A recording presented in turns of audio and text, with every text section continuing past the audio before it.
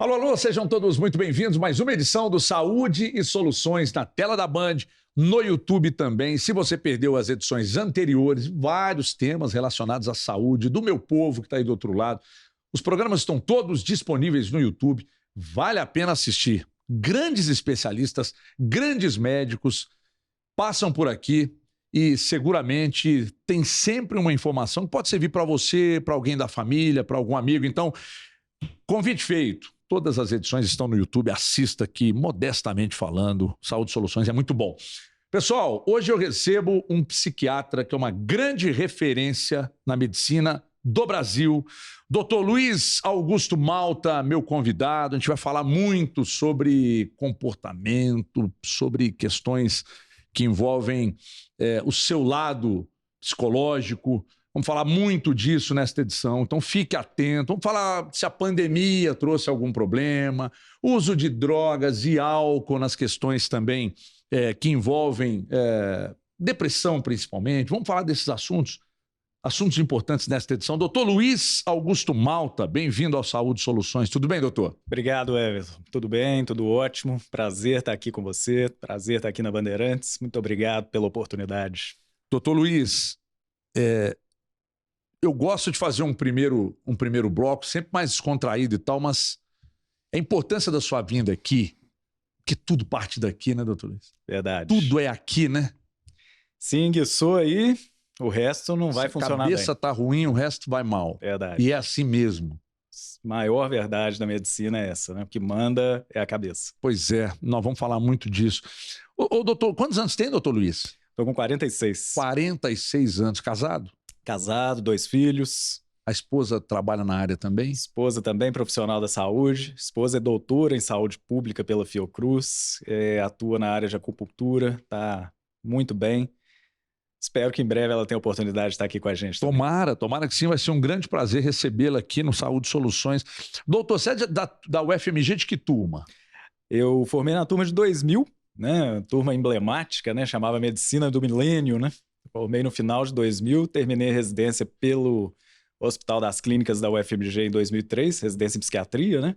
E já atuamos aí na área acadêmica, né? Demos aula em algumas faculdades, fui perito do IML durante algum tempo, mas a dedicação sempre foi ao consultório particular, né? Agora, eu fico pensando, doutor Luiz, psiquiatra, cuida da cabeça da gente, né, do nosso comportamento, nossos aspectos psicológicos e tal. Mas como é que é o dia a dia de um médico que lida principalmente com, eu não sei se posso chamar de problemas dos outros?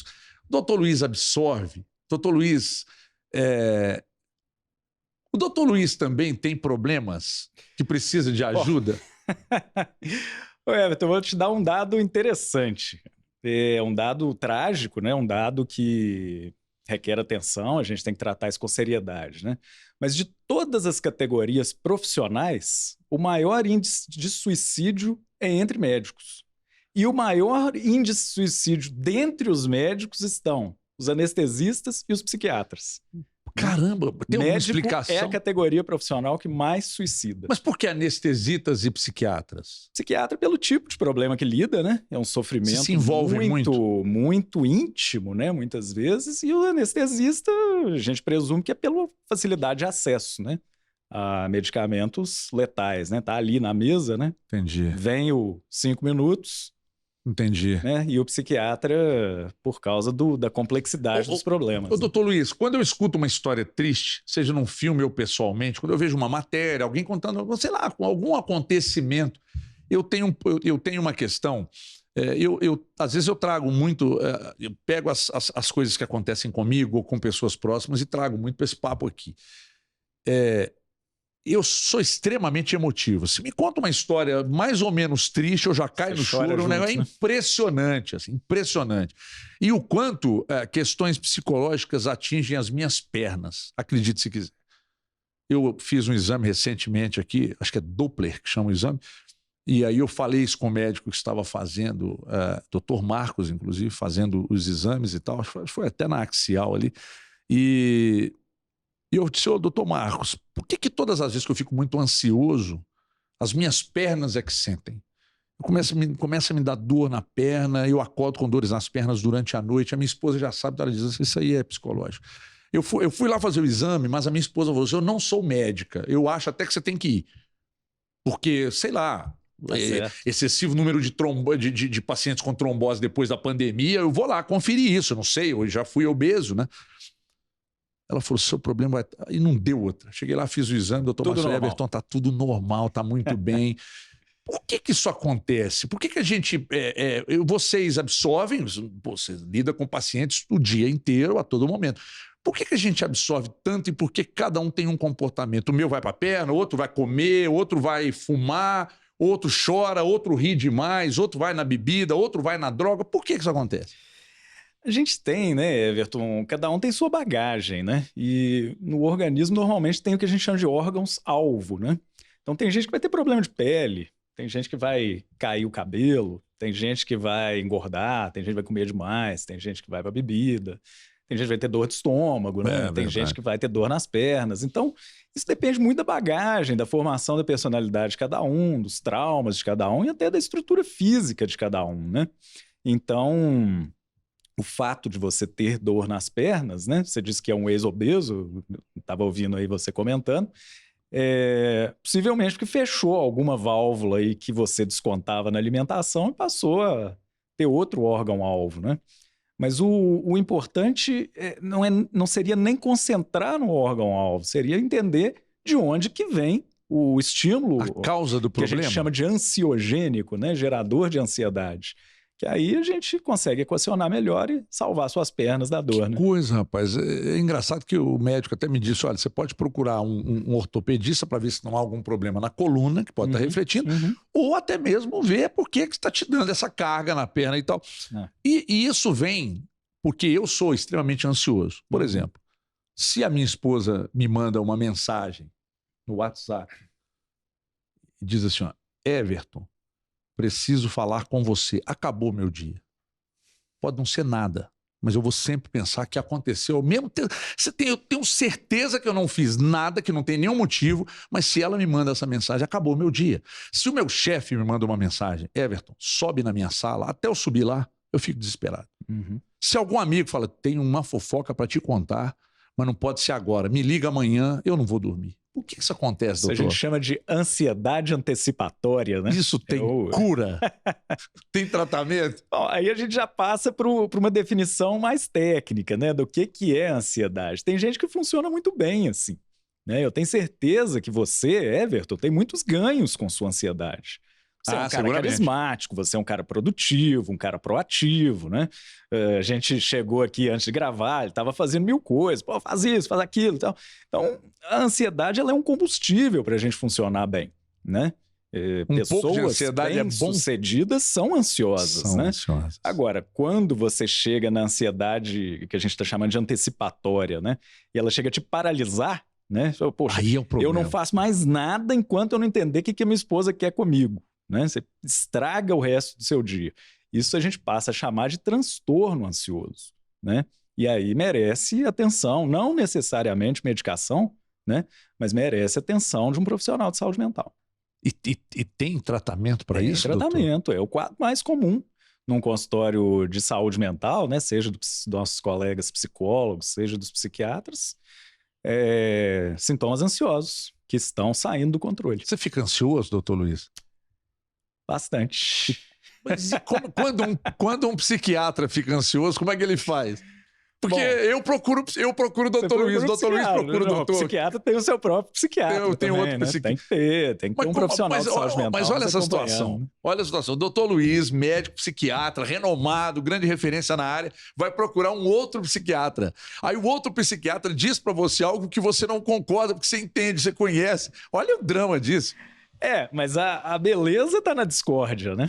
Se a pessoa fala uma coisa, um profissional que eu acredito, né? Que é capacitado, que eu acredito no olhar dele, no ponto de vista dele, fala alguma coisa que eu não concordo, a gente vai ter que pensar, né? Existe aquela máxima, né? Se você não gostou, procure a verdade. Se você gostou, procure a mentira. Né?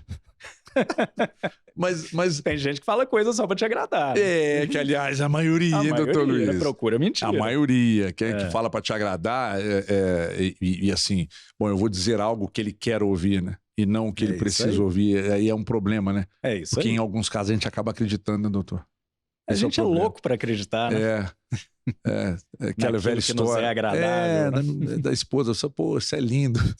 Aí a gente fala, a gente acredita, né? A mãe fala, a minha né, que o mãe filho é falava, lindo. meu filho lindo, perfeito, inteligente, e tal, inteligentíssimo. é bonito. É isso aí, A gente acreditava nisso a vida inteira.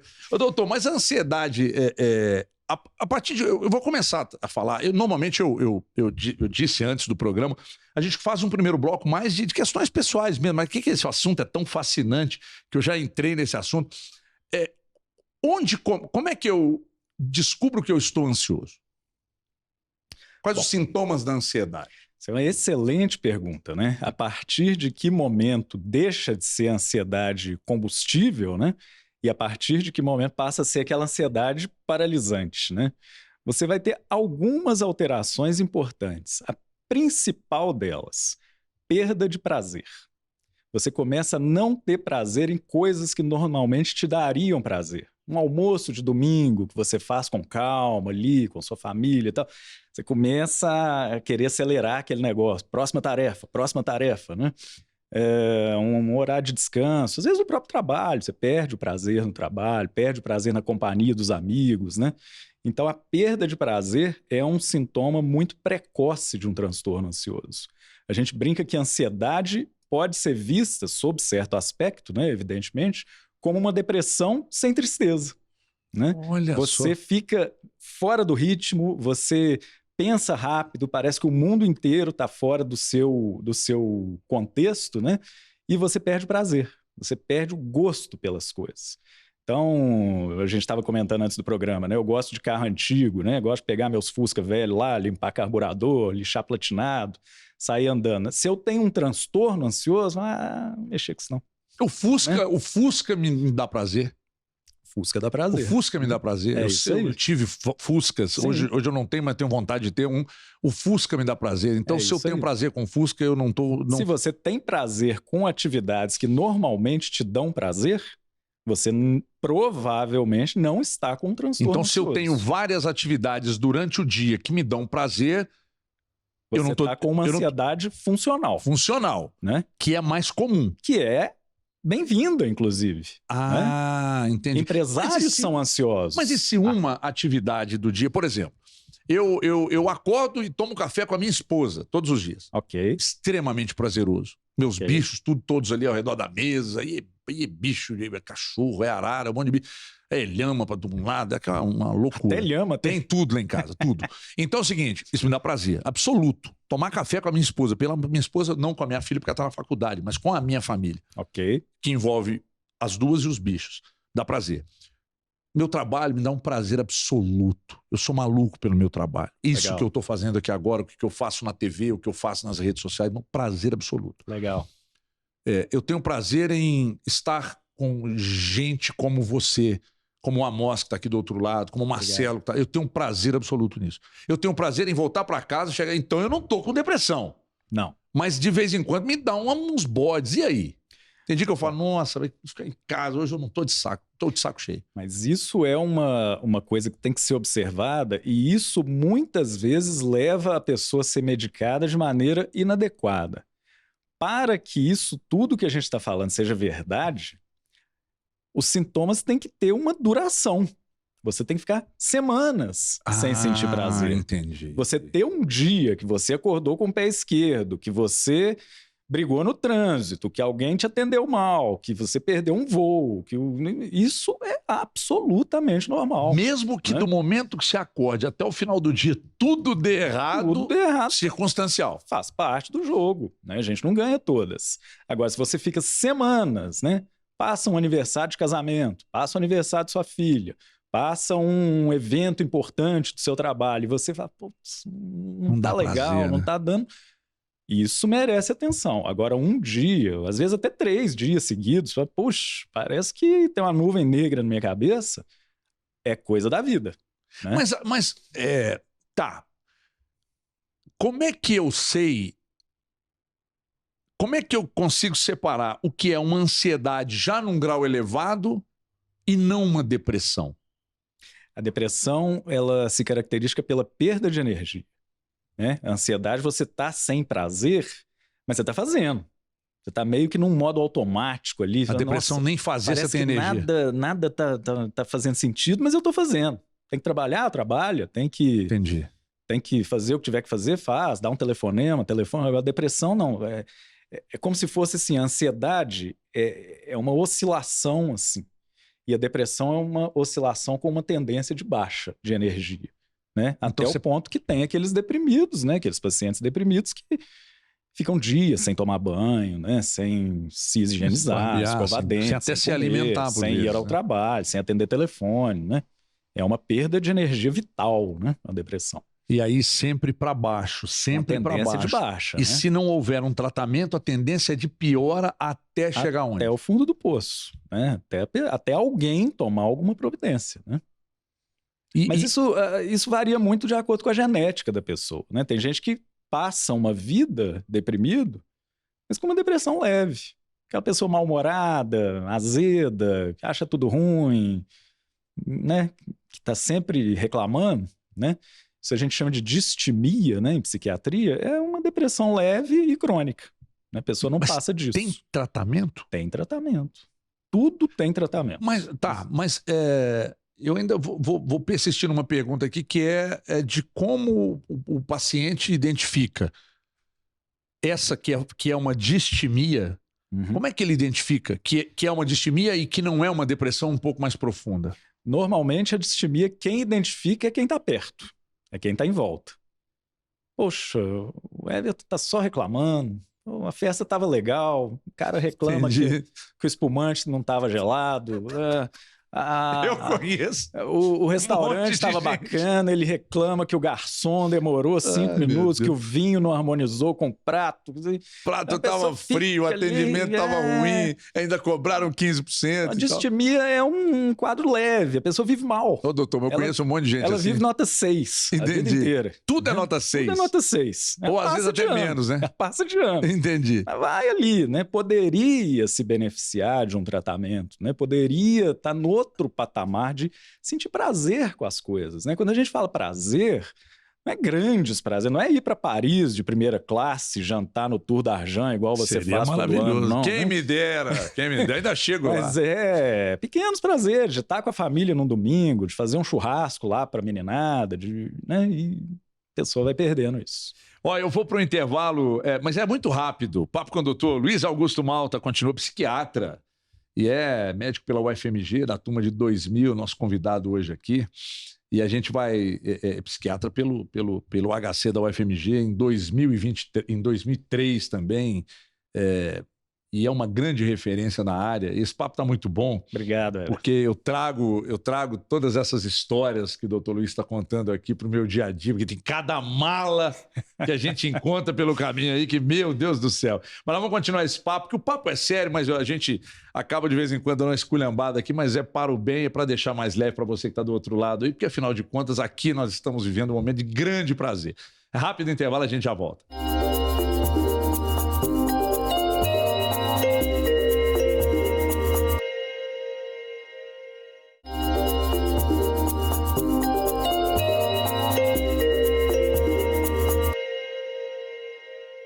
Muito bem, estamos de volta com Saúde e Soluções. Eu não vou perder tempo, já vou retomar o papo aqui com o doutor Luiz Augusto Malta, psiquiatra, meu convidado desta edição. O papo está muito bom, o primeiro bloco foi até, de certa forma, assuntos sérios, mas ao mesmo tempo divertidos. E aí, durante o intervalo, a gente conversando aqui, eu disse ao doutor Luiz assim, doutor Luiz, na minha casa nós somos 8 filhos, éramos 9, lamentavelmente perdemos um irmão. Nós somos criados com a mesma base de educação. Uma parte da família, os mais velhos, com meu pai presente, eu e uma irmã mais nova, que está acima de mim, pegamos já a reta final ali do período de vida do meu pai. Ele faleceu em 77, eu tinha 3 anos, a minha irmã tinha 5. Ela não se lembra muito bem dele, eu não me lembro de jeito nenhum. Mas nós pegamos de lá para cá, sem o pai dentro de casa, a coisa mudou, mas seguramente para melhor. Por que nós somos criados com a mesma base? E por que nós somos tão diferentes? Cada um é de um jeito. Eu sou mais agitado, um pouco mais ansioso, meu irmão é mais tranquilo, meu irmão é estudioso, eu nunca gostei muito de estudar, eu sempre gostei desses contatos, eu sempre gostei de estar com gente interessante, porque os que não são interessantes eu não faço a menor questão. E meu irmão nunca gostou de nada disso. Eu tenho irmã que é muito tranquila, eu tenho irmã que é muito chorona, eu tenho irmã que é muito nervosa, que é extremamente meio agitada. Por que a gente foi criado com a mesma base e cada um é de um jeito? Essa resposta é longa. Não tem problema, temos tempo. Bom, o que a gente tem, né, em saúde mental é uma coisa muito comparável ao que a gente tem na gastronomia, né? Você tem uma série de ingredientes ali, de temperos, de proteína, de carboidrato, de especiarias, de tudo ali. E se cada chefe pegar os mesmos ingredientes, cada prato vai sair diferente, né? Então, em saúde mental, é mais ou menos a mesma coisa. Você tem a neurotransmissão, né? A gente vai falar aqui basicamente das monoaminas, né? A mais famosa delas é a serotonina. O pessoal come chocolate para aumentar a serotonina, né? E aumenta mesmo? Aumenta. E você tem outras monoaminas numa combinação variável de cada um ali. Além disso, você tem fatores ambientais. Você está falando que perdeu seu pai com 3 anos de idade, né? Seu irmão mais velho não perdeu. Esse fator é determinante para a formação da personalidade de cada um, né?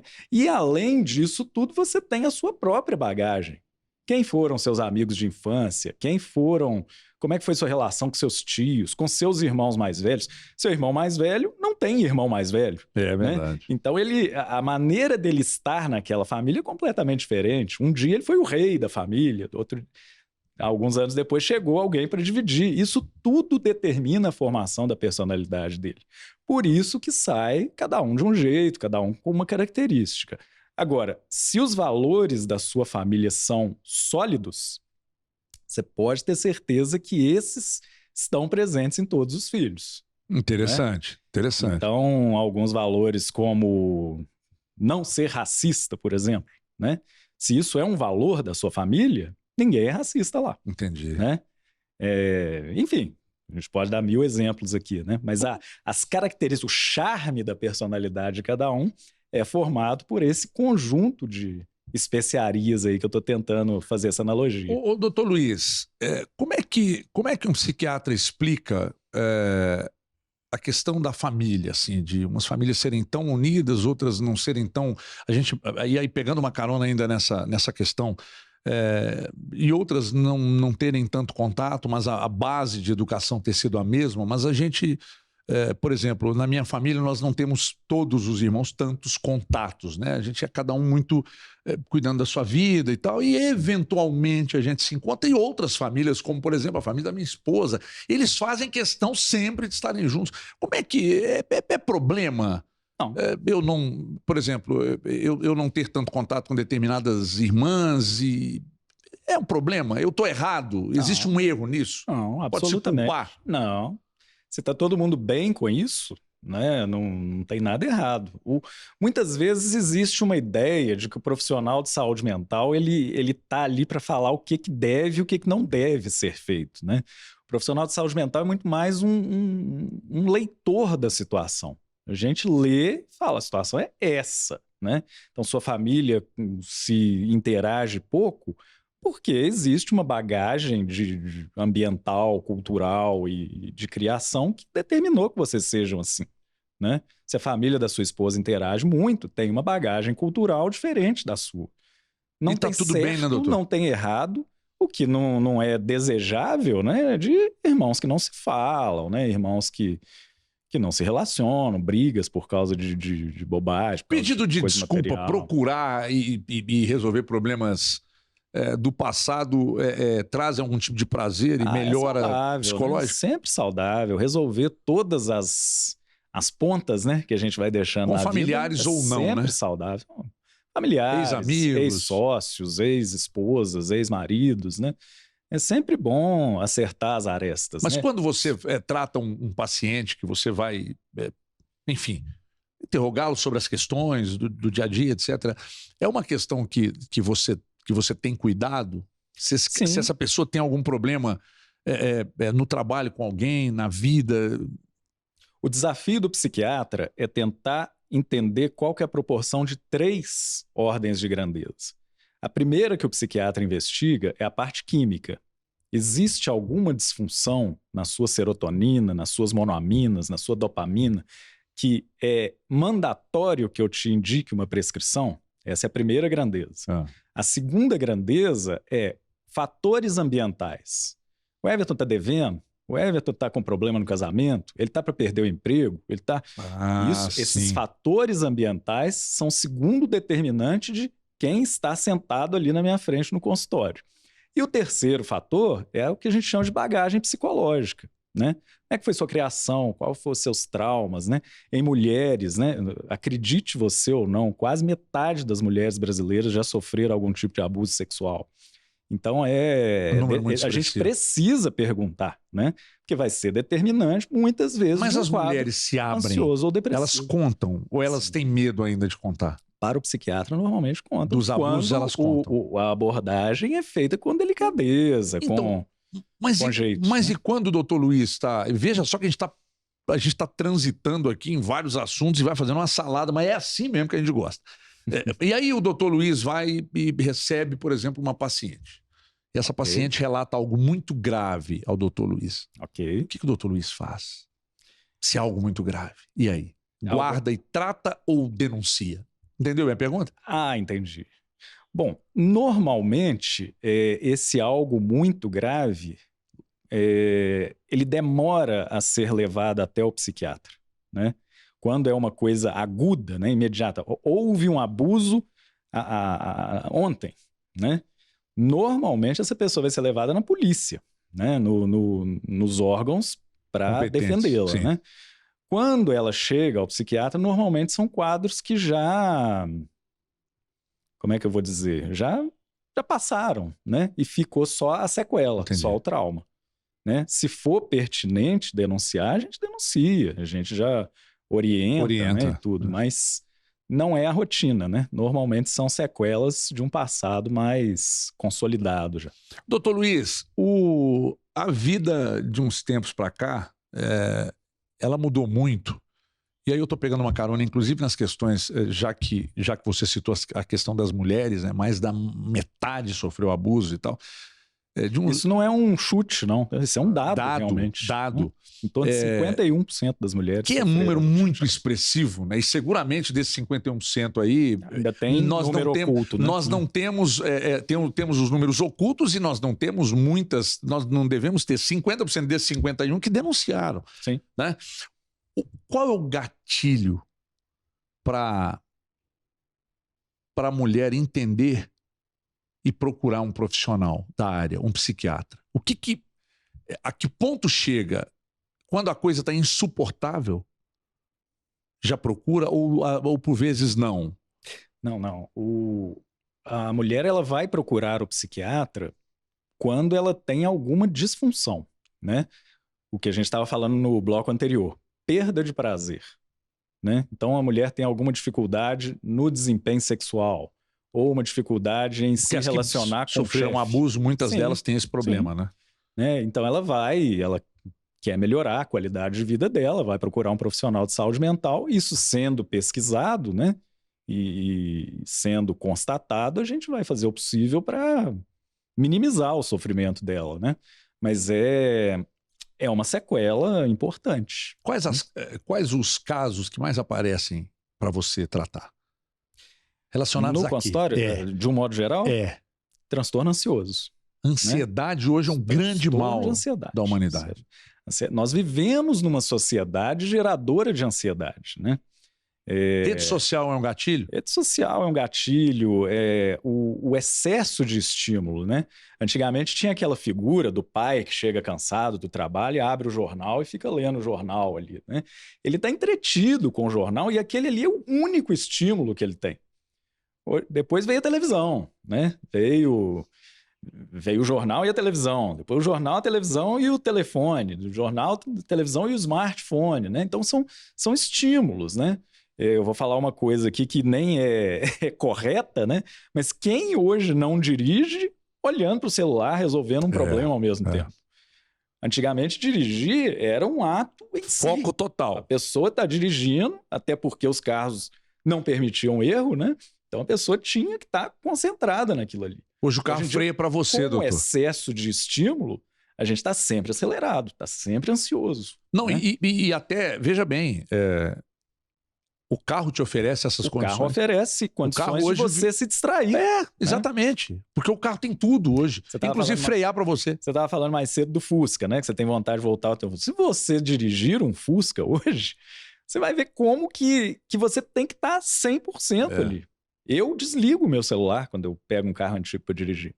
Desligo e põe no porta-luva. Porque nada pode me distrair. E é uma experiência fantástica.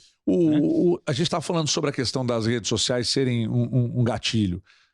É um problema. A frustração leva à ansiedade e à depressão? Certamente. Eu vejo, por exemplo, todos os dias eu pego o celular e me deparo com alguém se mostrando numa vida perfeita, mas a minha não é. Porque as pessoas postam só coisas boas, normalmente, né? Sim. Então eu olho aquilo todos os dias e tento levar uma vida que não é, que eu posso levar do lado de cá. Essa frustração de não conseguir chegar à beleza daquela mulher, à vida que aquela mulher leva, ou aquele homem leva e tal, isso, a frustração leva à ansiedade / depressão? Leva, mas num sentido um pouco diferente. Porque sempre houve, desde os anos 30, quando o cinema se popularizou, sempre houve as celebridades com a vida perfeita. Sempre houve a Ingrid Bergman, né? A Vivian Leigh, né? Pessoas idealizadas, né? Isso se multiplicou nas redes sociais. Mas o que leva realmente à ansiedade é a vontade de ter recompensas quando você está em rede social. Então, uma curtida, um texto pequeno que você acaba de ler, um meme que você vê, uma coisa curtinha ali, te dá um pequeno disparo de dopamina, né? E isso é viciante. É mais ou menos como um trago de cigarro, né? Então, você vê um meme e acha engraçado, você tem um prazer. Logo, você vai querer ver outro, e outro, e outro, e outro, né? Você vê uma notícia do seu time de futebol, você já está cansado de saber que ele ganhou, que ele perdeu, mas você quer ver o que fulano achou, o que o comentarista achou, o que é. E essa busca por recompensas, ela é altamente geradora de ansiedade, né? Você tirar isso da pessoa, ou a pessoa não ter o conteúdo que ela está procurando, fazendo uma analogia, né? Mais ou menos como um fumante que não pode acender um cigarro. Ele vai ficando irritado, ele vai ficando ansioso e vai atuar em cima disso. Mas o doutor Luiz Augusto Malta vê mais benefícios ou malefícios, por exemplo, no uso do celular, nas redes sociais em geral, no contato com o que há algum tempo você não teria de jeito nenhum. Hoje nós temos contato com tudo o tempo todo. Sim. A psiquiatria acha isso positivo e produtivo ou peronomútil? Muito positivo, muito produtivo. Rede social é algo inclusivo, né? Você imagina um menino, né? Tímido, com dificuldades sociais e tudo, mas consegue se expressar na rede social. Você imagina um artista inexpressivo, uma pessoa sem recurso, tudo que consegue colocar a arte dela em rede social, né? Né, durante algum tempo, eu tive um canal no YouTube, né? Claro que é uma coisa amadora e tudo, mas você imagina colocar esse conhecimento... Há um tempo atrás isso era impossível. Né? Para quem quiser estar ali, né? Então, o benefício supera muito o malefício. Agora, como tudo na vida, a diferença entre o remédio e o veneno é a dose. Então, para as pessoas que não sabem usar da rede social, dos benefícios da rede social, elas vão cair nessa espiral de ficar escravas daquilo ali, vão precisar de tratamento. O tratamento existe, né? E vão precisar fazer escolhas. Doutor né? Luiz, já que você está falando que a diferença entre o veneno e o remédio veneno é a dose, o equilíbrio é base para tudo na vida? Desde a Grécia Antiga, né? E é o que você busca como médico? Equilíbrio e moderação. Em tudo? Em tudo, né? Você tomar uma taça de uma cerveja artesanal que um amigo seu fez, uma coisa extremamente prazerosa, né? Você passar o dia inteiro tomando cerveja, uma coisa que não vai te levar a lugar nenhum. O professor Clóvis de Barros Filho, ele fala um negócio muito interessante sobre a pamonha, né? Não sei se você já viu esse vídeo. que ele fala que está vindo pela estrada e ele vê lá a placa do restaurante na beira da estrada vendendo pamonha. Aham. Aí ele para o carro ali na Dutra, vindo de Aparecida, de Cruzeiro, ele para na Dutra e aí ele come uma pamonha. Aí ele fala do prazer absoluto Da pamonha. da primeira pamonha. Não satisfeito, ele pede a segunda pamonha e ele já vê que a segunda pamonha já não entra tão bem. Exatamente. Daqui a pouco ele pede a terceira, porque ele ainda não está satisfeito no sentido de cheio. Aí ele pede a terceira, já vem que é uma desgraça, um Não gosto desce horrível, de jeito nenhum. e já desce A mesma pamonha. a mesma pamonha. É isso aí. Então o equilíbrio é tudo. A gente aprendeu isso na UFMG com o saudoso professor Enio Cardilho, né? Foi o nosso professor de nutrologia na época, uma disciplina chamada Química Fisiológica, né? E ele nos ensinava, numa das aulas dele, a comer um chocolate, né? Ele pegava um quadradinho de chocolate, deixava aquilo ali derreter na boca. E é aquilo e pronto, né? Não Aquilo é um adianta prazer você absoluto. querer comer uma barra de chocolate. É que tem né? um aí que a gente é impossível comer um só. Né? Aí é adicção, né? Aí é o comportamento gerador de ansiedade, porque na privação daquele estímulo, você vai ficar irritado, ansioso, etc. Essa questão do equilíbrio me chama muita atenção, porque normalmente as pessoas que são equilibradas na alimentação, equilibradas até no aspecto dos exercícios físicos, que não passa do ponto, equilibrado no cuidado espiritual, equilibrado financeiramente, essas pessoas me parece, não sei, você pode até falar disso, mas no próximo bloco, que elas vivem melhor, as pessoas mais equilibradas. Eu quero saber se é uma verdade, eu quero falar também na volta de um negócio, atenção, porque você pode ser vítima disso aqui, ó, transtorno bipolar e TDAH. Nós vamos falar sobre isso. Porque a minha esposa disse para mim um dia desses assim, você tem TDAH.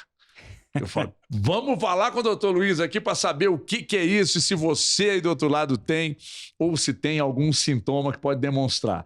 A gente segue esse papo daqui a pouco na volta do intervalo aqui no Saúde e Soluções. É uma salada de assuntos inerentes à questão do comportamento humano, que é um negócio muito legal. E hoje, só lembrando que o tema é saúde mental da sociedade, inclusive pós-Covid, que a gente ainda não falou disso. As pessoas pioraram depois da Covid? Se sim, por que pioraram? A gente fala disso daqui a pouco. Até já.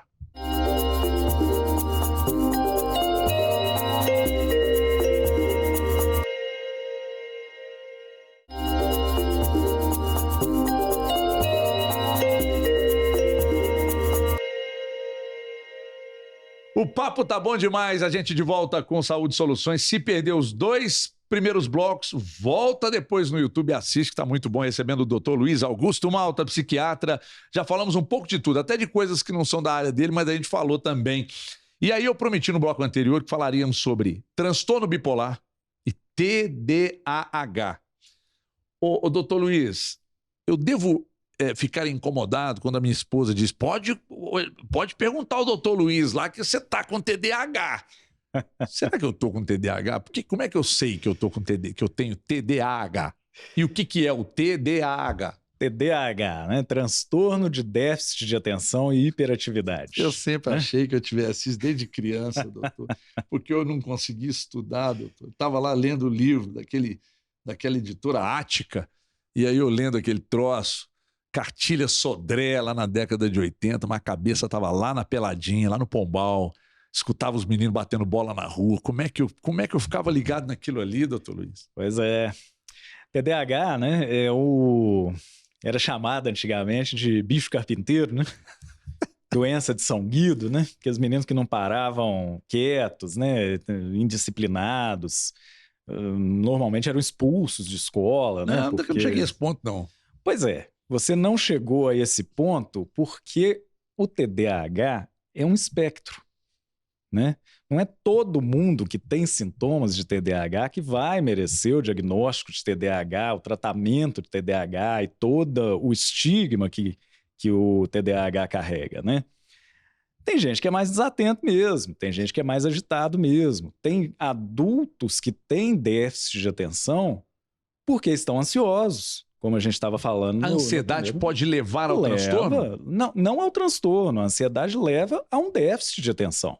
Se você está ansioso com algum problema, vamos dizer, você tem um problema de saúde na sua família, você vai ficar desatento. Um projeto que você está querendo tocar adiante e ainda não conseguiu. Você está conversando aqui comigo e está pensando no seu projeto, no problema de saúde da sua família, no problema financeiro, né?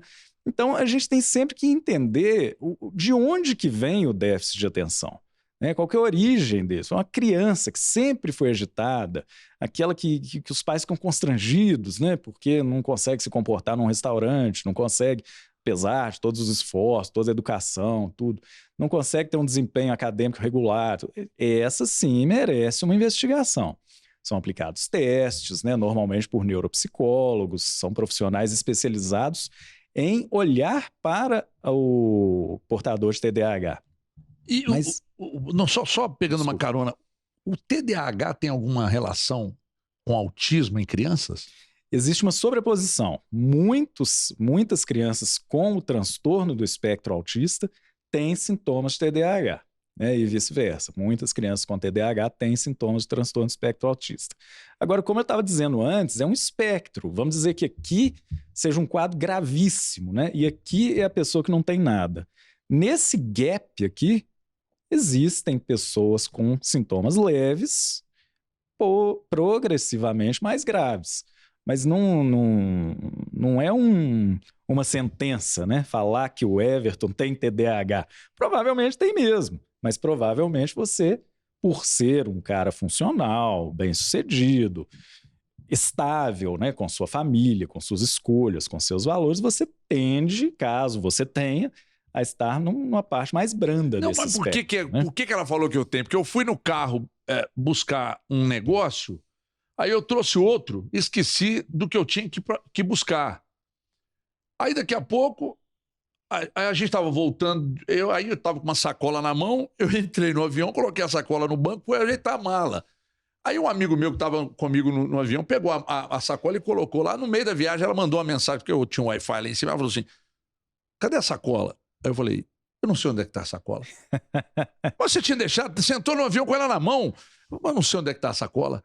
Aí o meu amigo Tiago, o doutor Tiago Gonçalves, um beijo, ele falou, Everton, eu guardei a sacola aqui em cima. Eu falei, então a sacola está aqui em cima. Então ela fica, eu fico viajando às vezes nas coisas, eu vou na cozinha tomar água e pegar alguma coisa para ela, eu vou lá e tomo sua água.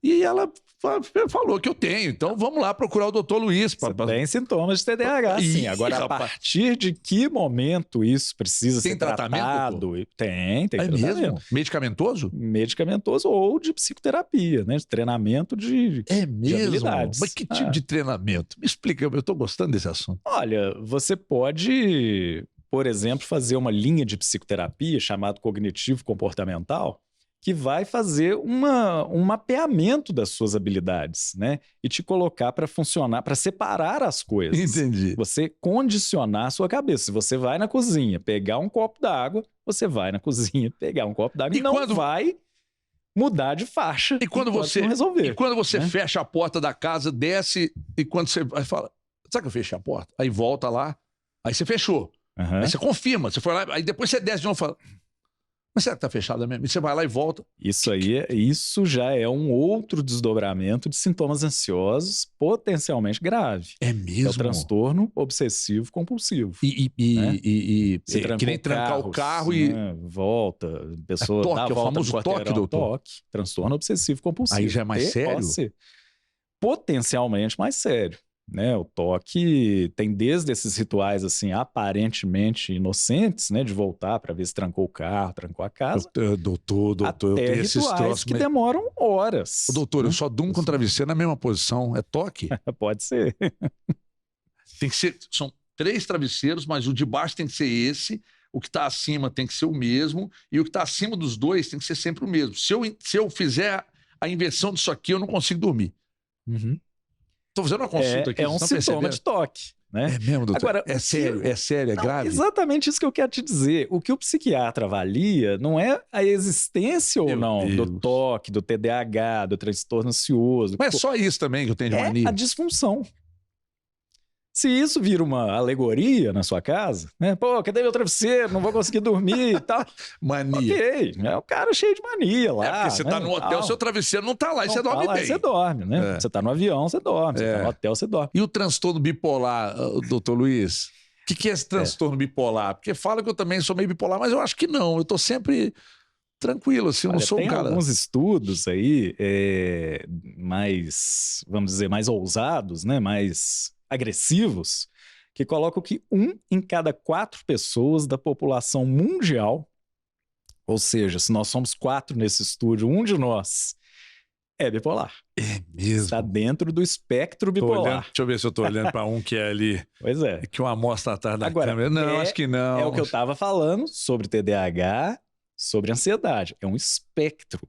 Não quer dizer que a gente vai medicar 1/4 da população mundial. Mas como é que eu identifico que eu tenho transtorno bipolar?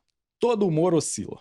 O meu oscila, o seu oscila, o seu oscila, o seu oscila. A gente estava falando mais cedo, né? Tem horas que você tem um dia ruim. Oscilou para baixo. Claro. Você tá chato, você tá azedo. Dormiu mal por qualquer motivo. Você brigou no trânsito, você achou que o garçom te atendeu mal, achou que a comida estava ruim e tal. Ok, né? O humor oscilou para baixo. E tem hora que você tá eufórico, você tá otimista, você tá cheio de planos e tal.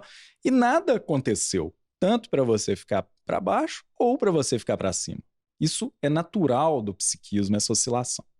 A gente vai começar a pensar em transtorno bipolar na hora que essa oscilação ficar mais exagerada. Então o otimismo, ele passa a ser um otimismo irreal. A pessoa gasta o que não tem, canta a mulher do amigo. Eita! Bebe demais e fica se sentindo muito poderoso, né? E depois alterna com depressões terríveis, pessoas se sentir depois que passa esse momento de prazer absoluto, de euforia, baixa a bola mesmo, aí fica mal. Aí fica deprimido mesmo, né? Mas o que? Mas essa oscilação é genética. Ah, ela é genética. Ela é determinada geneticamente, né?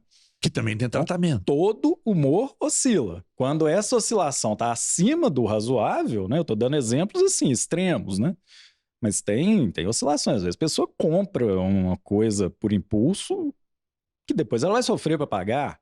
Isso pode ser uma oscilação para cima. Comprar uma viagem para a Ásia de primeira classe e tal. Aí depois, quando tá indo pelo aeroporto, nem quer ir para a Ásia, que né? merda que eu fiz. Entendi. Então, acontece, né? E depois ela deprime, né? Chega a conta, né? E aí a pessoa deprime. Agora, fica péssimo. Deixa eu só perguntar uma coisa. Nós deveríamos ter medo de pessoas que são muito felizes, que acorda dando bom dia para samambaia, e vamos lá, e tal. Doutor Luiz, eu não confio muito em gente muito feliz 24 horas por dia, todos os dias, que estão todo o tempo inteiro, gratiluz. Eu tenho uma certa impaciência com isso. E uma vez um amigo me disse isso. Nunca confie em ninguém que está feliz 24 horas, porque não existe felicidade 24 horas. O psiquiatra ele tende a se concentrar menos em sintomas e concentrar mais na estrutura de personalidade, né? Então, muitas vezes, né, quem está querendo passar essa estampa de ultra feliz, né, está escondendo alguma coisa. E o psiquiatra, um bom profissional de saúde mental, identifica isso em 2, 3 minutos de conversa, numa consulta de 1 hora, né? É uma coisa muito evidente para um olhar técnico, né? Então, se a pessoa está com esses sintomas por causa disso, por causa daquilo, a nós não interessa muito. Interessa como que a personalidade dessa pessoa funciona, né? Essa pessoa, ela é um bipolar, né? Que está nessa fase de euforia. Essa pessoa está com algum problema que ela não consegue lidar e ela entra numa negação, né? Colocar assim, você desculpa ficar dando exemplo, mas eu acho que ilustra, né? Imagina um marido que está sendo traído pela mulher, né? Ou o contrário, uma mulher que está sendo traída pelo marido e que passa uma felicidade, uma confiança, que ela não está conseguindo lidar com aquela traição, né? Uma pessoa que está completamente endividada, né? Ferrada, né? Não tem jeito. Ela vai lá na loja, gasta e se mostra confiante, ela está numa negação, né? Isso é o que interessa para o profissional de saúde mental. O sintoma em si é só uma pontinha de iceberg, né? Interessante, viu? Muito interessante. Eu falei aqui durante esse intervalo, esse último intervalo, que é um assunto que a gente vai ter que marcar um outro papo com o doutor Luiz aqui, porque eu tenho 1 milhão de coisas que eu quero perguntar e não vai dar tempo, mas eu queria perguntar sobre a questão da Covid. Depois de tudo que nós passamos, doutor, há 100 anos passaram e depois nós viemos e vivemos tudo isso aí que nós vivemos, como o mundo mudou, como as pessoas mudaram, como hábitos mudaram. E aí não tem jeito, né? A gente precisa saber se nós pioramos depois da Covid mentalmente. Nós estamos mais ansiosos, isso não resta a menor dúvida, né? Nós vivemos uma sociedade ainda mais ansiosa depois da Covid, porque a gente viveu com limitações que a gente Os 2 anos de privações, né? agora a gente quer resolver tudo de uma vez que a gente deixou de fazer há 2 anos? A gente quer resolver tudo e a gente desenvolveu recursos que não existiam, né? Então, poxa, durante a Covid, né, 2020, 2021, a quantidade de curso online que foi lançado, né, as pessoas querendo se reinventar, e tudo, isso é altamente gerador de ansiedade, né? Muitas dessas pessoas, a imensa maioria se frustrou, né? A imensa maioria não conseguiu esse resultado, mas fica a cultura de hiperprodutividade, né? E a Covid trouxe muito isso, né? Hoje em dia o home office, né? A pessoa não tem mais horário para encerrar o trabalho, né? É uma herança do Covid. É ótimo não ter que pegar o trânsito de 6 horas da tarde, voltar do escritório, você está em casa, de roupa confortável e tudo, ok, mas em vez de você trabalhar só até 6 horas da tarde, você vai trabalhar até 9 horas da noite, né? Seu filho vai chegar, pai, olha o desenho que eu fiz. Não, peraí que eu estou ocupado. Então, a delimitação dos espaços ficou menos precisa depois da Covid, né? E isso é preocupante, isso é gerador de ansiedade. Teve coisa boa? Claro que teve, né? Como toda crise, né? Traz coisa boa para quem sobreviveu à guerra, né? Avião a jato surgiu depois da Segunda Guerra, né? Se não fosse a Segunda Guerra, talvez a gente estivesse andando de teco-teco aí durante muito tempo. Então, trouxe tecnologia, trouxe inovação, mas trouxe responsabilidade e aumento de sintomas ansiosos. A questão dos medicamentos para ansiedade e depressão, a dosagem aumentou depois da pandemia? As pessoas estão consumindo mais medicamentos para isso? O Everton, não tem esse número. Tá? Não tem esse dado se o consumo de psicofármacos aumentou ou diminuiu depois da pandemia. Eu presumo que aumentou, né? Presumo que tem aumentado, mas eu não tenho esse dado. Agora, uma coisa positiva que a pandemia trouxe, né? Eu hoje tenho, de maneira regulamentada, de maneira chancelada pelo Conselho Federal de Medicina, pacientes no Brasil inteiro, graças à Covid. Eu consigo fazer um atendimento por videochamada, consigo mandar uma receita virtual. Te dar um exemplo real, para uma paciente minha que mora no interior do Pará. Porque ela não tinha acesso a consulta com o doutor Luiz é uma consulta de conversa, de bate-papo que pode acontecer. É diferente de um ortopedista, um ginecologista e tal. Então, isso foi uma vantagem para você. E isso, evidentemente, gera um aumento do consumo de psicofármacos, né, que é o que a gente estava falando, porque mais gente teve acesso a um atendimento psiquiátrico de excelência. Ô, doutor Luiz, nós estamos caminhando para o final aqui, mas um minutinho eu gostaria, se possível, dessa resposta. Quando você identifica um problema que você precisa tratar necessariamente, problema de toque, de algum tipo de transtorno, depressão, ansiedade, etc., que você vai ter que entrar com medicamento, é para a vida toda? Nem sempre. Vai depender da intensidade dos sintomas, vai depender do fator genético e vai depender do fator ambiental, né? Então, num transtorno ansioso, por exemplo, que a pessoa está ansiosa por uma razão concreta, objetiva, não tem sentido a gente passar um remédio sem convidar a pessoa a resolver essa situação objetiva. Resolvendo, a chance dela ficar livre do remédio aumenta muito, né? Se ela teve um transtorno ansioso ou depressivo mais tarde na vida, a chance disso ser determinado geneticamente é menor. Então, ela vai fazer um ciclo de tratamento e provavelmente vai ter alta depois desse ciclo. Ao contrário do que se pensa, né, é muito comum haver alta em psiquiatria, né? Olha, tratamento psiquiátrico não é para a vida toda. Tratamento bem feito tem começo, meio e fim. Olha, eu espero que esse papo ele tenha sido útil para você que está aí do outro lado, na tela da Band ou no YouTube. é o que a gente está tentando trazer para vocês, sabe? É que eu faço, às vezes, uma salada aqui, a gente dá exemplos, eu daqui, o doutor Luiz de lá, e esse papo vai desenrolando. E desenrolou de maneira tal que o tempo acabou. E eu gravaria tranquilamente umas 3 horas de programa aqui, ou até mais, porque foi um papo muito agradável. Doutor Luiz, um prazer recebê-lo aqui. Prazer é meu, Já vou, inclusive, deixar o compromisso com o meu telespectador aqui, de você voltar. Gostaria muito de recebê-lo novamente. Vai ser um prazer falar com seus telespectadores, a experiência foi ótima. Quem quiser procurar o Dr. Luiz Augusto Malta, tem alguma rede social? Tá no Instagram, luiz_augusto.malta, né? E tem um canal no YouTube também, Dr. Luiz Augusto Malta, Luiz com S. Continua no YouTube lá também. Sim. Que bom, que bom. É um canal que eu não alimento mais, mas os vídeos, tem mais de 200 vídeos lá que estão à disposição. Muito bem, e a você de casa, muito obrigado pela audiência aqui no Saúde Soluções. Lembro que os episódios anteriores estão disponíveis no YouTube, então assista porque está sempre muito legal. Até a próxima edição, forte abraço, tchau pessoal.